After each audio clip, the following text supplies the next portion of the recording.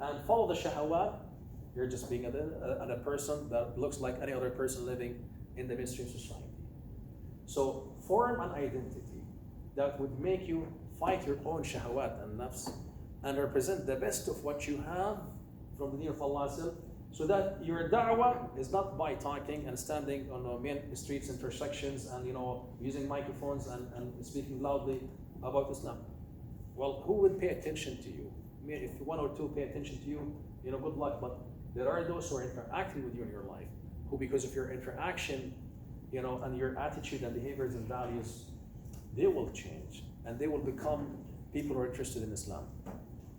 So with this, inshallah, I conclude that knowledge, first of all, by working hard into seeking the knowledge, understand who you are, understand your deen, and then translate that into belief in Allah Azza wa Jal, and then strive in your taqwa to Allah Azza wa Jal and practicing in your life.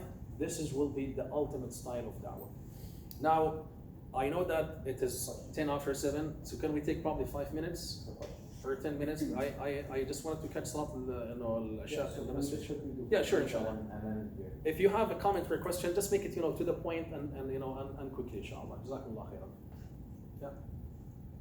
I was gonna go through this. How many of you know the story of the butterfly, the cocoon? Yeah. Is it? I know about cocoons. Yeah. You're trying to say that. Right. We'll save that after the questions, inshallah. So, my question Yeah. is, you touched upon how we are not meant to copy other people, Yeah. right, and have our own unique identity. Now, as a Muslim, right, how could you possibly integrate in a non-Muslim society and at the same time? Because they tell you like you're supposed to coexist with with people of other faiths and other religions and so forth, but at the same time hold on to your own beliefs and your own concepts. It's true. But I find that very Difficult, I know. It's very challenging. You know why? Because first of all, you have your own nafs hadd, your own interests. Is there anything Isn't it not fun to go outside and dress in a costume and and go collect candy and enjoy partying with others? This is fun, isn't it? Your nafs is calling for that, but your conscience is saying no, that's not acceptable. Copy that into different other actions in life. If I want to be unique in the way I am representing myself, I'm gonna be odd. If we ask the sisters to talk about their experience wearing hijab in public, you will hear that it's not that easy.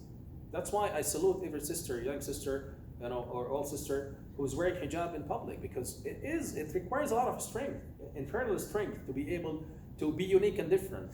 In the summer, a typical summer day, people go crazy. But for a sister to wear hijab and walk in the hot weather is, a lot of things. It speaks about the strength she has inside to say, well, I want to be different. I don't want to dress up like them because I have values I believe in. I want to represent a different model. So the same is to be said for the brothers. It's fun to go outside and partying and drink and and go to nightclubs and enjoy your life. It is fun, but at the end, how much of a fun you will get in your life? إن يوما عند ربك ك50,000 سنة كألف سنة مما تعدون وفي يوم كان مقداره 50,000 سنة. Temporary, loss and severe pain for a longer time. So when you look into it from this perspective, that it is a struggle. It is indeed a struggle. Do you think Yusuf alayhi salam did not struggle internally to be able to fight the temptations of the woman? He did. So the same thing is to be said when you're living in a mainstream where it is very influential. We're living in one of the most influential societies on earth. Media, social media, the movies, the advertisement. How many of you have taken advertisement psychology or mass media psychology? You taken? So how much of psychology is used in mass media? Everything, especially in advertisement. Advertisement is based on psychology. So they come into your conscience or subconscious and deal with it. They don't tell you, you gotta buy this for $100, but they present it to you in a way that would make you feel that your life is worthless if you're not buying this item. Right, sister?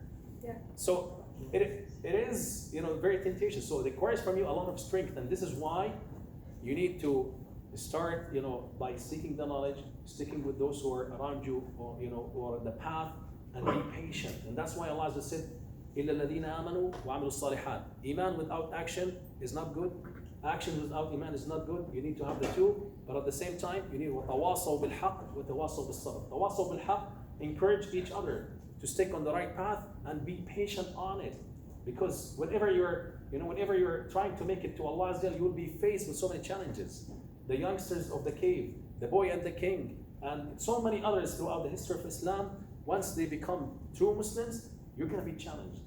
You will be faced with so many challenges. Is it worth it? It is. Because if there is no pain, no gain. Two more, one more person, question, a comment, and inshallah we'll wrap it up.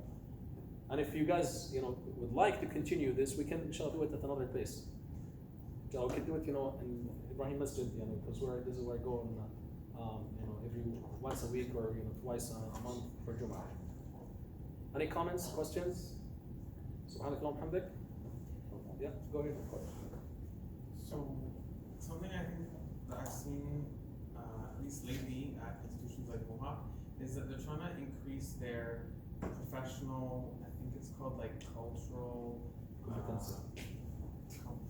Yeah.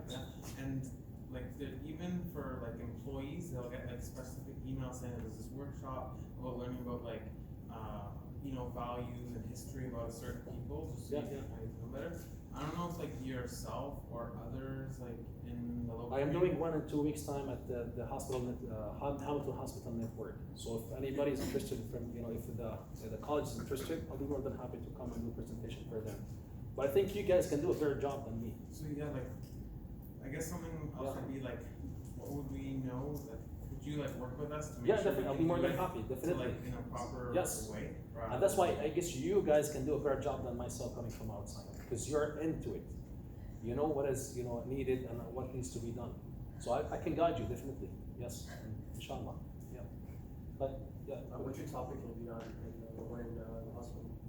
I'm sorry. What's your It's going to be about the cultural and the spiritual and religious needs of Muslim patients.